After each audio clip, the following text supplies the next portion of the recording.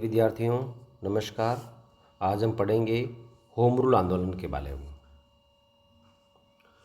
Home rule आंदोलन के बारे में हम जब भारत में स्वतंत्रता प्राप्ति की लहर चल रही थी उस समय होम रूल आंदोलन ने एक नींव के पत्थर का कार्य किया।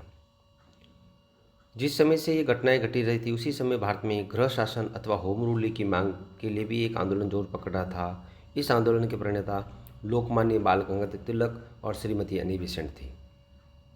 एनी बेसेंट एक आयरिश महिला थी। दोनों ने ही होम रूल की स्थापना की, लेकिन उसमें आपस में सहयोग भी था। होम रूल लीग की स्थापना 1914 ईस्वी में जिस समय तिलक भारत वापस आए उस समय भारत का राजनीतिक वातावरण गर्म था। युद्ध को राष्ट्रवादियों ने एक वरदान समझा और साम्राज्य की प्राप्ति के लिए अपनी गतिविधियां तेज करने का निश्चय किया। चूंकि तिलक और उनके सहयोगी कांग्रेस से बाहर थे और उनका अपना कोई राजनीतिक संगठन नहीं था, इसलिए होम रूल लीग स्थापित करने की योजना बनाई गई।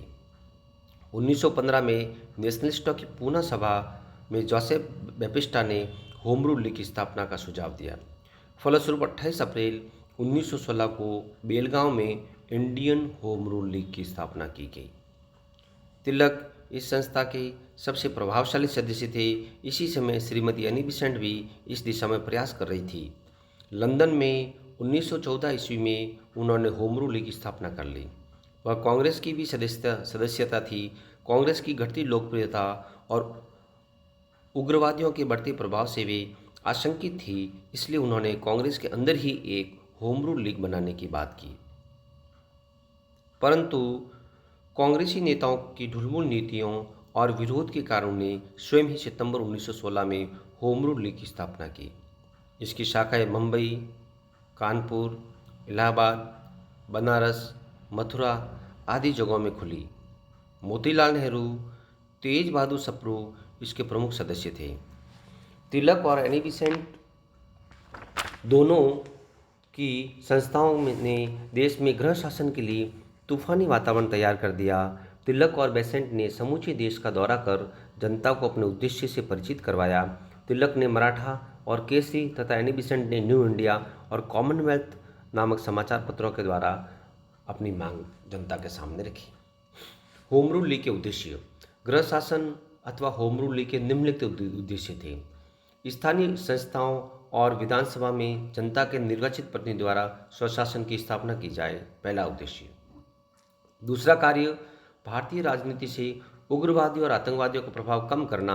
इसके लिए शांतिपूर्ण और वैधानिक आंदोलन पर बल दिया गया। तीसरा उद्देश्य, भारतीय जनता को सुप्त अवस्था से जगाकर उसमें राष्ट्रीय आंदोलन की भावना जागृत करना।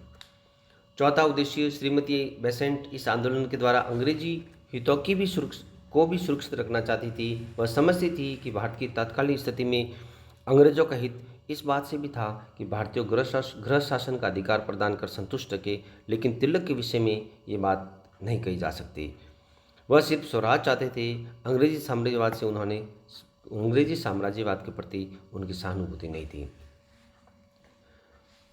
आंदोलन का प्रसार हुआ और होम रूल लीग आंदोलन में तिलक का हस्तक्षेप अत्यधिक बढ़ता गया। तिलक ने अपना नारा दिया कि स्वराज्य मेरा जन्मसिद्ध अधिकार है, मैं इसे लेकर के रहूँगा। इस बात को लेकर के लाखों करोड़ों भारतीय वासियों के मन में स्वदेश एवं स्वराज की भावना जागृत हुई, जो आगे चल कर के आज़ादी के लिए एक सोपान के रूप में कार्य किया। जब तिलक होम रूल आंदोलन से सक्रियता से काम कर रहे थे तो सरकार ने प्रतिक्रिया की नीति अपनाई और इस आंदोलन की व्यापकता से सरकार बुरी तरह घबरा गई और भारत के बाहर वह युद्ध में फंसी हुई थी और भारत के अंदर आतंकवादी और गृह शासन आंदोलनकारियों से उसे परेशान कर रहा था। अतः सरकार ने पहली प्रतिक्रिया में दबाने के लिए तिलक के देश भ्रमण पर एवं उसके समाचार पत्रों पर रोक लगा दी गई। श्रीमती एनी बेसेंट गिरफ्तार कर ली गई और अन्य अनेक नेताओं को भी जेल भेज दिया गया। इस प्रकार से सरकार ने होम रूल लीग आंदोलन के प्रति दमनकारी नीति अपनाई।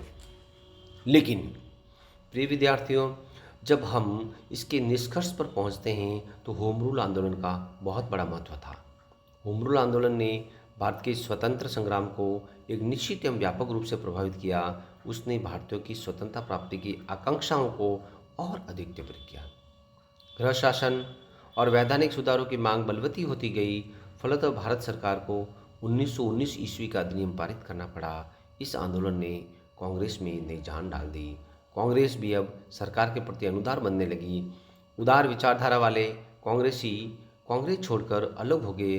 अब कांग्रेस में महात्मा गांधी का उदय हुआ, जिन्होंने स्वतंत्रता संग्राम को नई दिशा दी और अंततः भारत ने आज़ादी प्राप्त की।